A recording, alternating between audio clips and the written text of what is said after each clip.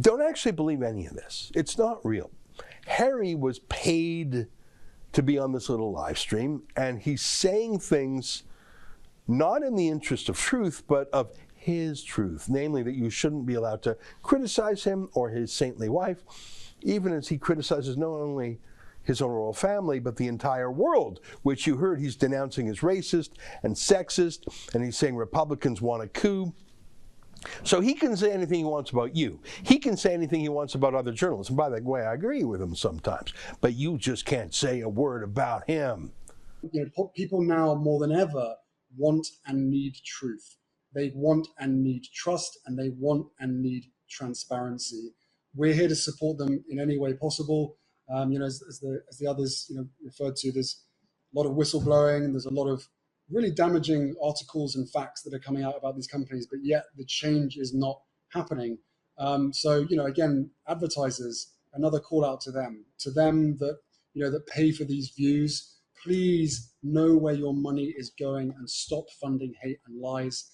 And, you know, the optimism really comes from me being able to, after the last 6 months of being surrounded by experts in the field from all walks of life, really being able to imagine the real genuine good that can come from removing the harm, because everyone benefits. This isn't about pulling the plug. This is about literally cleaning it up so everyone can come to work, can come to these communities online and off, and be welcomed no matter who they are, what they represent, and what their beliefs are. But we need to have a shared reality. So he's calling for an advertising boycott of Facebook. Did you get that?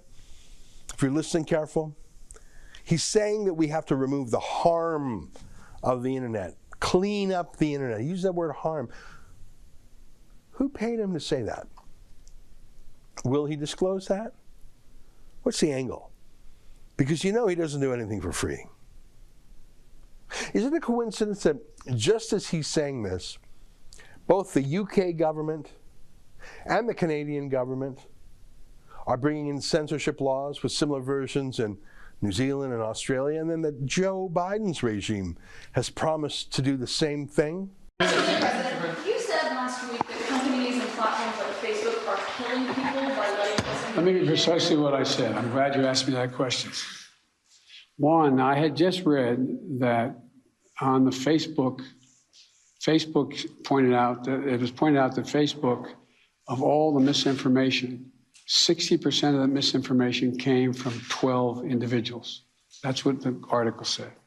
So I was asked that question about what do I think is happening? Facebook isn't killing people. These 12 people are out there giving misinformation.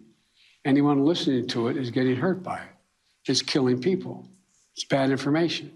My hope is that Facebook, instead of taking it personally that somehow I'm saying Facebook is killing people, that they would do something about the misinformation, the outrageous misinformation about the vaccine. That's what I meant. Have they done enough, in your opinion, to stop? I haven't, to be completely honest with you, I don't know if they did anything today. Up to over the weekend, I don't think they had, but I don't know. I don't know the answer to that question. Will you hold them accountable if they don't do more to stop the spread? When you say hold accountable, I just want to, I'm not trying to hold people, I'm trying to make people to look at themselves, look in the mirror. Think about that misinformation going to your son, your daughter, your relative, someone you love. That's what I'm asking, all the way in the back. Harry is the worst royal.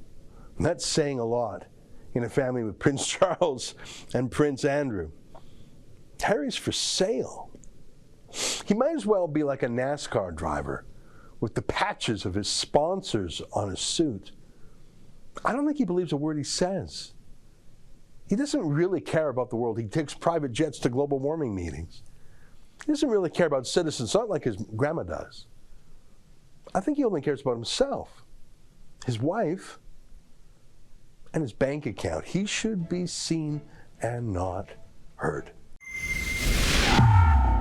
That's an excerpt from my daily show, the Ezra Levant Show. Every day I do a monologue on the news of the day, then I interview an interesting guest, and then I read my hate mail. You gotta subscribe. Go to rebelnews.com.